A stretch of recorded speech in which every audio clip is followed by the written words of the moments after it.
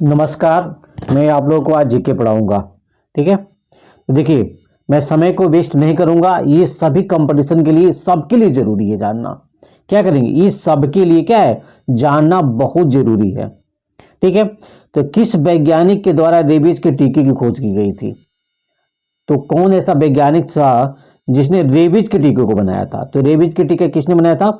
Louis Pasteur ने बनाया था। अब देखो, रेबीज होता किससे है? तो जो कुत्ता जानवर होता है, जो लोमड़ी होते हैं, जो काटते हैं इंसान को, या सियार होता है, उससे क्या होता है? रेबीज की बीमारी होती है। अब एक चीज, रेबीज मुक्त भारत का कौन सा राज्य है? माने किस है, कौन ऐसा भारत का राज्य है जिसमें एक भी रेबीज के कोई भी मरीज नहीं है? तो कौन सा है? गोवा है। क्या है? गोवा रेबीज मुक्त भारत का राज्य है। अब एक और क्वेश्चन बनता है इससे कि एनीमिया मुक्त भारत का कौन सा राज्य है?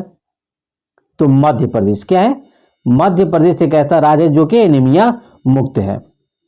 अब दूसरा क्वेश्चन, किस बीमारी का उपचार करने के लिए इंसुलिन का प्रयोग किया जाता है? देखिए, आज के ज़माने में बहुत शुगर एक बहुत बड़ी बीमारी है, जिसे मधुमेह कहते हैं।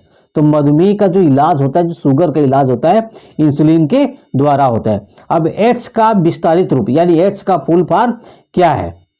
तो देखिए, एड्स का फुल फॉर्म क्या है? तो एक्वायर्ड इम्यूनोडिफिशियंसी सिंड्रोम।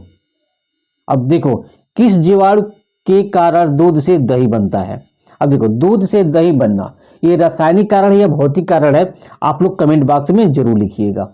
ठीक है, दूध से दही बनना ये रासायनिक कारण है या भौतिक कारण है, ये आप लोग कमेंट बॉक्स में जरूर लिखिएगा। तो देखिए, किस जीवाणु के कारण बनता है? तो लैक्टोबैसिलस के द्वारा दूध से दही बनता है। एक्जिमा रोग से मानव शरीर का कौन सा अंग प्रभावित होता है? देखो, एक्जिमा एक क्या है? बीमारी है। एक्जिमा क्या है? एक बीमारी है। कौन सा इससे इंसान का शरीर का अंग कौन सा प्रभावित होता है? तो त्वचा। ये क्या होता है? त्वचा पे ये बीमारी होती है। हमारे पृथ्वी से भू स्थिर उपग्रह की ऊंचाई कितनी है? जो स्थित हमारी पृथ्वी से भू स्थित उपग्रह की ऊंचाई कितनी है? 36,000 किलोमीटर। कितनी है? 36,000 किलोमीटर। अब मैं पूछूं, धरती से और चंद्रमा की दूरी कितनी है? धरती से और चंद्रमा की दूरी कितनी है? तो 3,84,000 किलोमीटर है। और धरती पे सबसे ऊंचा पर्वत कौन सा है, या विश्व का सबसे ऊंचा पर्वत कौन सा है? तो माउंट एवरेस्ट है। और देखिए, नेक्स्ट अगला क्वेश्चन, उगते और डूबते समय सूर्य लाल रंग का प्रतीत क्यों होता है? जब सूर्य क्या होता है, डूबता है या उगता है, तो लाल रंग क्यों दिखाई देता है?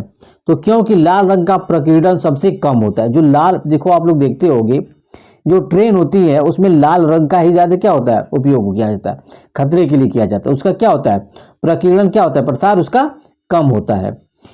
कौन भारतीय राष्ट्रीय कांग्रेस का प्रथम मुस्लिम अध्यक्ष था? अब देखो, भारतीय राष्ट्रीय कांग्रेस का मुस्लिम प्रथम अध्यक्ष कौन था?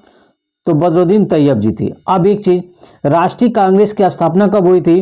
तो 1885 में हुई थी। कब हुई थी? 1885 में। इसकी स्थापना किसने किया था? तो व्योमेश चंद्र बनर्जी ने किया था।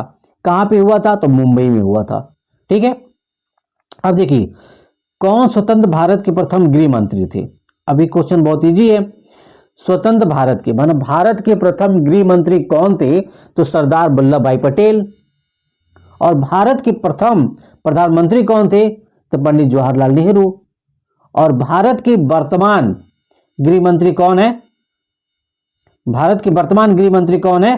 तो वर्तमान गृह मंत्री कौन है? तो अमित शाह। कौन है? अमित शाह है। भारत के वर्तमान गृह मंत्री कौन है? अमित शाह। अब किस वैज्ञानिक ने भाप ईंधन का आविष्कार किया था? अब देखिए, किस वैज्ञानिक ने भाप ईंधन का आविष्कार किया था? तो जेम्स वाट ने किया था। क्या किया था? जेम्स वाट ने किया था। ठीक है, और अब आगे क्वेश्चन देखिए। हाँ देखिए, रेडियो का आविष्कार किसने किया था? रेडियो का आविष्कार किसने किया था? तो मार्कोनी ने किया था। रेडियो का आविष्कार किसने किया? तो मार्कोनी की ने किया था। अब टीवी का आविष्कार किसने किया था? क्या रेडियो तो आपने दिया, टीवी का आविष्कार जीएल बिलियर्ड्स ने किया था। अब देखिए, बादीपुर वन्यजीव अभयारण्य और बादीपुर राष्ट्रीय उद्यान, बादीपुर टाइगर राष्ट्रीय बांदीपुर टाइगर रिजर्व किस भारतीय राज्य में स्थित है? तो ये कर्नाटक में है। अब एक क्वेश्चन और मोस्ट इंपॉर्टेंट, भारत का सबसे पुराना राष्ट्रीय उद्यान कौन सा है? तो जिम कॉर्बेट नेशनल पार्क की सुपर टेट 69,000 में क्वेश्चन पूछा गया था कि भारत का सबसे पुराना राष्ट्रीय उद्यान कौन सा है? तो जिम कॉर्बेट नेशनल पार्क है। ठीक है, अब आगे देखिए, आगा खा कप का संबंध किस खेल से है? तो हॉकी से है। दिल्ली स्थित लाल किले का निर्माण किस मुगल बादशाह ने कराया था? देखिए, दिल्ली स्थित लाल किले का निर्माण किस मुगल बादशाह ने कराया था? तो शाहजहां ने कराया था। किस वैज्ञानिक ने डायनामाइट का आविष्कार किया था? डायनामाइट का आविष्कार किसने किया था? अल्फ्रेड नोबेल ने किया था, जो कि इन्हें नोबेल पुरस्कार इसके लिए दिया गया था। प्रायः स्तनधारियों में कितने कच्छी हृदय होते हैं? जो स्तनधारी होते हैं उसमें कितने कच्छी हृदय होते हैं? तो 4 कच्छी होते हैं। सबसे लंबे समय तक भारतीय मुख्यमंत्री के पद पर रहने का रिकॉर्ड किसने बनाया है? तो ज्योति बसु, जो पश्चिम बंगाल के थे। ज्योति बसु जो पश्चिम बंगाल के सबसे लंबे समय तक इन्होंने मुख्यमंत्री रहे थे। कौन सा तापमान है जिस पर सेल्सियस और फ़ारेनहाइट तापमान बराबर होता है? ये यूपी टेट और सुपर टेट कई बार ही पूछा गया है। क्या हुआ, यूपी टेट या सुपर टेट में कई बार पूछा गया 40 डिग्री सेल्सियस। किस मिश्र धातु का प्रयोग कर कांसा बनाया जाता है? ये भी टाबा और 3 यूपी टेट में कई बार ये भी क्वेश्चन पूछा गया है तथा सी टेट में भी पूछा गया है क्वेश्चन। किस धातु का प्रयोग कर कांसा बनाया जाता है? तो तांबा और टीन का मिक्स करके बनाया जाता है। मछलियां किसकी सहायता से सांस लेती है? तो जो मछलियां होती हैं वह गलफड़ों के माध्यम से सांस लेती हैं। डेविस कप का संबंध किस खेल से है? तो टेनिस से है। डेविस कप का संबंध किस खेल से है? तो टेनिस से है। भारत में रेगुलेटिंग एक्ट कानून किस वर्ष लागू हुआ था? तो भारत में रेगुलेटिंग एक्ट जो कानून है 1773 में लागू हुआ था।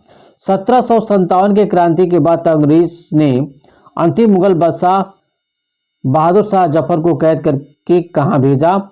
तो बर्मा, म्यांमार। देखो, 1800 की क्रांति कहाँ पे हुई थी? उत्तर प्रदेश में, तो मेरठ में हुई थी।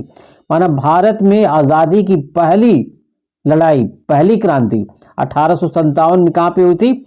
मेरठ से शुरू हुई थी। और उसी समय जो बहादुर शाह जफर को अंग्रेज ने क्या कर दिया? कैद करके, और बर्मा जो म्यांमार में भेज दिया।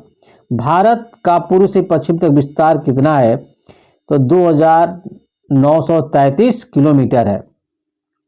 भारत के तिरंगे झंडे को भारतीय संविधान सभा ने राष्ट्रीय झंडे के रूप में कब अपनाया? तो 22 जुलाई 1947 को हमारा भारत देश ने संविधान सभा ने राष्ट्रीय झंडे को अपनाया था।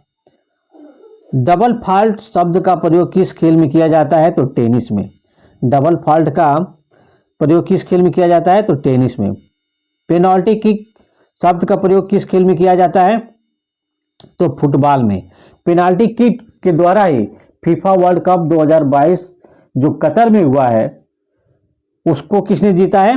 तो अर्जेंटीना ने जीता है। किसने जीता है? तो अर्जेंटीना ने जीता है। डिस्कवरी ऑफ इंडिया के लेखक कौन है? तो डिस्कवरी ऑफ इंडिया में पंडित जवाहरलाल नेहरू लिखे हैं। ठीक है, ये बहुत इनकी प्रसिद्ध किताबें, बहुत बार कंपटीशन में क्या हुआ है? पूछा गया है। पंचतंत्र पुस्तक के लेखक कौन है? Vishnu Sharma. Most important question है, ये भी कई बार पूछा गया है। पंचतंत्र पुस्तक के लेखक कौन है? तो विष्णु शर्मा है।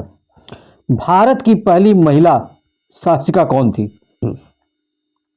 तो भारत पे शासन करने वाली पहली महिला कौन थी? तो रजिया सुल्तान थी। और भारत की प्रथम महिला प्रधानमंत्री कौन थी? तो इंदिरा गांधी थी। भारत की प्रथम राष्ट्रपति महिला कौन थी? तो प्रतिभा पाटिल थी। उत्तर प्रदेश की प्रथम मुख्यमंत्री महिला कौन थी? तो सुचित्रा कृपलानी थी। भारत की मतलब उत्तर प्रदेश की प्रथम महिला राज्यपाल कौन थी? तो सरोजिनी नायडू थी। सन 1954 भारत और चीन के बीच कौन सा समझौता हुआ था? तो पंचशील समझौता हुआ था। भारत के सर्वोच्च न्यायालय के मुख्य न्यायाधीश का कार्यकाल कितने समय तक होता है? मतलब भारत के जो सर्वोच्च न्यायालय के मुख्य न्यायाधीश हैं उनका कार्यकाल कितने समय का होता है, तो या तो 5 वर्ष हो या 65 साल तक की वायु। ये भी मोस्ट इंपॉर्टेंट है, कई बार परीक्षा में पूछा गया है, जो भी पहले होगा वो होता है। इंडियन मिलिट्री किस भारतीय राज्य में स्थित है, तो इंडियन मिलिट्री अकादमी भारत के उत्तराखंड देहरादून में स्थित है। इंडियन मिलिट्री का जो अकादमी है वो कहाँ पे स्थित है, देहरादून में स्थित है। हमारे भारत के राष्ट्रपति को राष्ट्रपति पद की शपथ कौन दिलाता है, देखो राष्ट्रपति जो भारत का राष्ट्रपति है उसका शपथ कौन दिलाता है, तो सर्वोच्च न्यायालय का मुख्य न्यायाधीश दिलाता है। अब देखिए किसी राज्य के जो राज्यपाल होते हैं उनकी नियुक्ति कौन करता है, तो राष्ट्रपति करता है। गन्ने का सर्वाधिक उत्पादन किस राज्य में होता है, तो उत्तर प्रदेश में होता है। सबसे ज्यादा गन्ना कहां पे होता है, तो उत्तर प्रदेश में होता है। पायरिया रोग से मानव शरीर का कौन सा अंग प्रभावित होता है, तो दांत होता है। नोबेल पुरस्कार की शुरुआत कब हुई थी, तो 1901 में हुई थी। अल्फ्रेड नोबेल ने देखो नोबेल पुरस्कार की शुरुआत कब हुई थी, तो 1901 में हुई थी। तो राष्ट्रपति राज्यसभा में कितने सदस्यों को मनोनीत कर सकता है, तो जो राष्ट्रपति है राज्यसभा में 12 सदस्यों क्या कर सकता है, मनोनीत कर सकता है। बच्चों अगर मेरा चैनल आपको अच्छा लगता है तो आप इसे सब्सक्राइब जरूर कीजिए, जिससे मैं जो भी मैं वीडियो अपलोड करूं आपको तुरंत प्राप्त हो जाए। और वीडियो मेरा अच्छा लगता है तो लाइक जरूर कीजिए, जिससे कि मैं इससे अच्छा वीडियो और बनाऊं। धन्यवाद बच्चों।